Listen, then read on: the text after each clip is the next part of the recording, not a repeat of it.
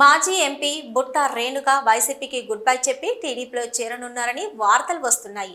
దీనిపై ఆమె స్పందిస్తూ, నేను వైసీపీని వీడుతున్నట్లు వస్తున్న వార్తల్లో నిజం లేదు.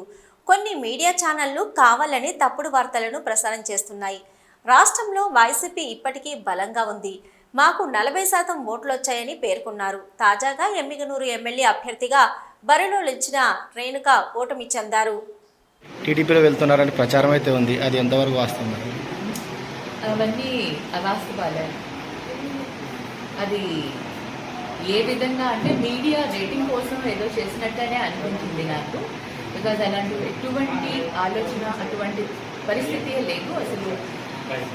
ఐ డోంట్ నో, ఎందుకో తెలియదు, కానీ నన్ను మొదటి నుంచి అలా ట్రోల్ చేసుకుంటూ రావడం ఒక ఆనవాయితీ అయిపోయిందో ఏంటో తెలియట్లేదు. కానీ ఇట్స్ రియలీ లైక్ ఒక్కసారి అనిపిస్తుంది అసలు మీడియా అనేవారు ప్రజలకి అసలైన కరెక్ట్ ఇన్ఫర్మేషన్ ఇవ్వాలి, కానీ రేటింగ్ కోసము మనం అవాస్తవాలను మాట్లాడి పబ్లిక్ని కన్ఫ్యూజ్ చేయడం అనేది మంచిది కాదని నేను చెప్తాను.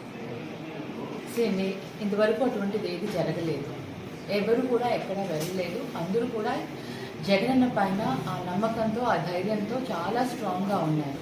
ప్రతి ఒక్క కార్యకర్త జగనన్న అంటే అభిమానంతో ఎంతో స్ట్రాంగ్గా ఉన్నారు. వాళ్ళందరూ కూడా జగనన్నతోటి, మాతోటి అండగా ఉంటారు, ఎప్పుడూ తోడుగా ఉంటారు. కాంగ్రెస్ పార్టీలో విలీనం చేస్తా అసలు అంటే క్వశ్చన్ కూడా మీరు ఎలా అడగగలిగారో నాకు తెలియట్లేదు. ఎందుకంటే యు నో వెరీ వెల్, మాకు 40% ఓటింగ్ వచ్చిందండి.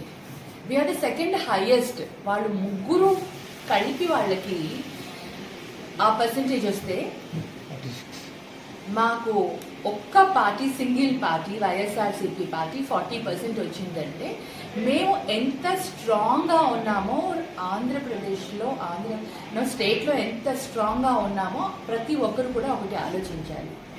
ఇది ఓన్లీ కేవలం కొన్ని ఓట్ల తేడాతో వాళ్ళకి నెంబర్ ఆఫ్ సీట్స్ ఎక్కువ వచ్చి ఉండొచ్చు, కానీ పబ్లిక్ ఓటింగ్ పర్సంటేజ్ మనం చూస్తే మటుకు డెఫినెట్లీ వైఎస్ఆర్సీపీ అన్ని పార్టీల కంటే స్ట్రాంగ్గా ఉన్న పార్టీ, స్ట్రాంగెస్ట్ పార్టీ అని నేను ఇవాళ చెప్పగలుగుతాను.